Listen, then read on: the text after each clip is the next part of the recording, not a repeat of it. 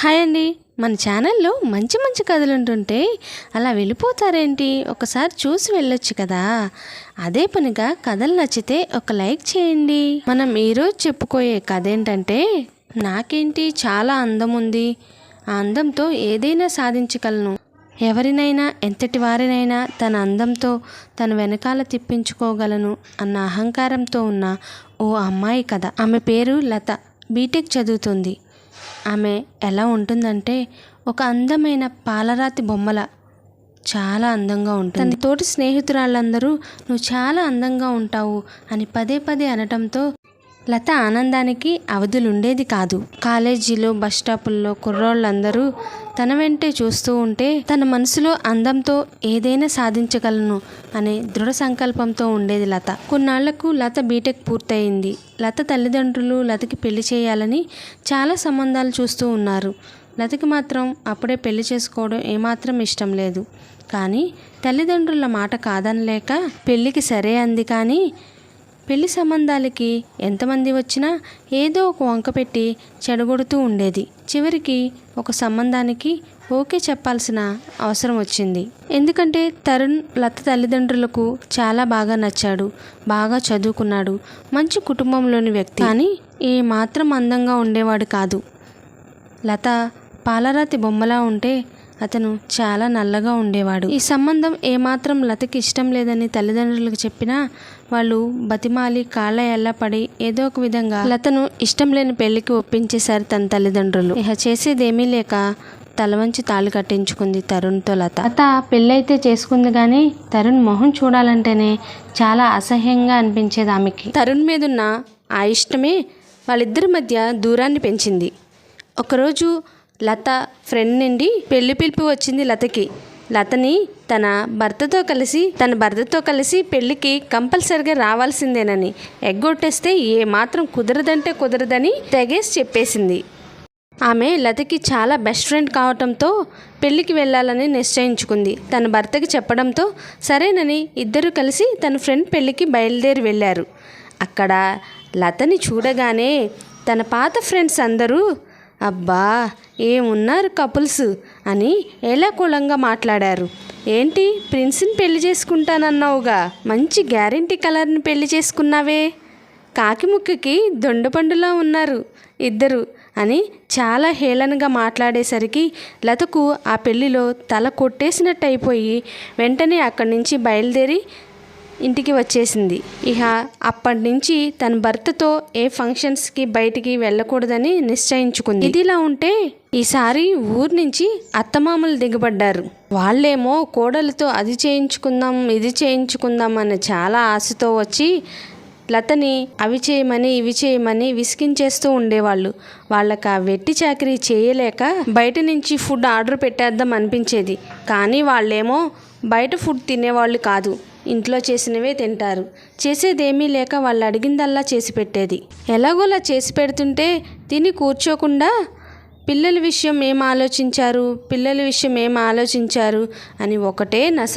ఇదే విషయం లత దగ్గర అత్తగారు పదే పదే అనేసరికి లతకి చాలా కోపం అనిపించి, పిల్లల విషయంలో నాకు నా భర్తకి లేని ఆదుర్ద మీకెందుకండి, 4 రోజులు ఉండి వెళ్ళేవాళ్ళు అని లత అత్తగారి మొహం మీద మాట్లాడేసింది.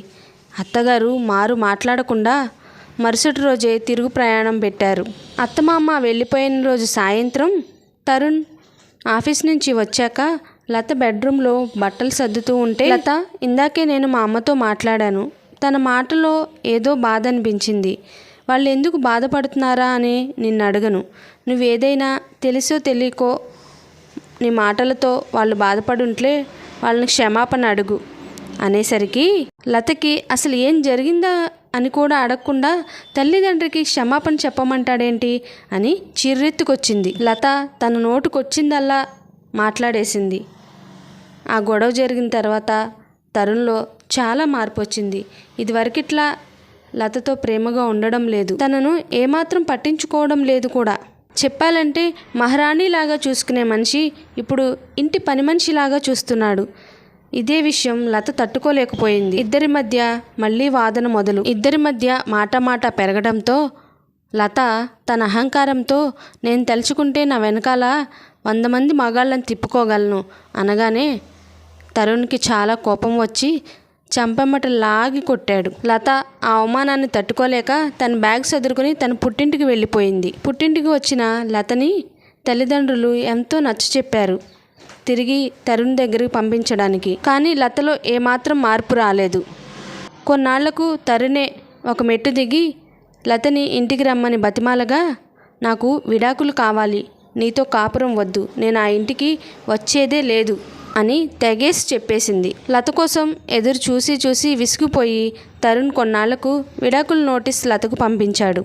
ఆ నోటీస్ చూడగానే ఏం చేయాలో తోచలేదు లతకి. తరుణ్ ఇలాంటి నిర్ణయం తీసుకుంటాడు అనుకోలేదు.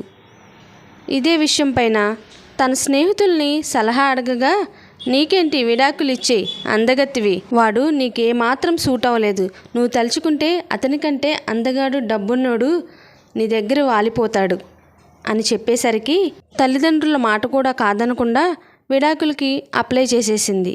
ఇద్దరు కొన్ని రోజులకి విడాకులు తీసేసుకుని ఎవరి దారి వాళ్ళు చూసుకున్నారు. కానీ లత తల్లిదండ్రులకు తప్పదు కదా, కూతురికి మరో జీవితం చూపించాలని వాళ్ళు మళ్ళీ పెళ్లి సంబంధాలు చూడడం మొదలుపెట్టారు. ఎన్ని సంబంధాలు వచ్చినా అందరూ ఒకటే మాట, రెండో సంబంధమా అని. అందరూ అదే మాట అనేసరికి లత మనసుకి గుణపం గుచ్చుకున్నట్టయింది. చివరికి ఎలాగైతేనేం లత తల్లిదండ్రులు లతకి మంచి సంబంధం తీసుకొచ్చారు. అతను తరుణ్ కంటే అందగాడు, డబ్బున్నోడు. లతకు కూడా కావాల్సింది అదే కదా. వెంటనే పెళ్లికి ఒప్పుకుంది. ఇప్పుడు మొదలైంది అసలు సిసలైన లత కథ. అతడు అందగాడే, డబ్బున్నోడే, కానీ అమ్మాయిలు పిచ్చోడు. లతని కొన్ని రోజులే బాగా చూసుకున్నాడు. తర్వాత నుంచి రోజుకో అమ్మాయితో మాట్లాడడం, లత చూస్తుండగానే వేరొక అమ్మాయిని ఇంటికి తీసుకురావడం, లతని అన్ని రకాల టార్చర్ చేయడం మొదలుపెట్టాడు. ఇదే విషయాన్ని లత తల్లిదండ్రులు చెప్పగా, నీ కర్మ నువ్వే అనుభవించు, మేం చేసేదేమీ లేదు, తరుణ్ ఎంత మంచివాడు, కాలతన్నుకున్నావు, నువ్వే అనుభవించు అని వదిలేశారు. ఇప్పుడు లత భర్త రోజు తిట్టడం కొట్టడం అతనికి పరిపాటైపోయింది. లతకి ఇప్పుడు తన జీవితంలో నుంచి బయటికి రాలేని పరిస్థితి. ఎందుకు అంటే ఆమెకి 2 పిల్లలున్నారు. వాళ్ళ భవిష్యత్తు కోసం తన భర్త ఎంత హింసించినా కూడా నోరెత్తకుండా పిల్లల చిరునవ్వును చూసి జీవోత్సవంలా ఆ ఇంట్లో ఉంటుంది. ఒకప్పుడు తనకున్న అందంతో ఏదైనా సాధించగలను అనుకునేది. కానీ ఇప్పుడు తన అందమే తనకు శాపమైపోయింది. తన భర్తకు లత అంటే విపరీతమైన అనుమానం. తను చేతులారా చేసుకున్నందుకు తనే అనుభవిస్తోంది ఇప్పుడు. తనలాంటి మనస్తత్వం ఉన్న వాళ్ళకి ఈ కథ ఒక మంచి పాఠం కావాలి. అందంతో కాదు, అనుకోతో సాధించాలి ఏదైనా. అవునంటారా కాదంటారా? కామెంట్ చేయండి. ఈ వీడియో నచ్చితే లైక్ చేయండి. Thank you friends.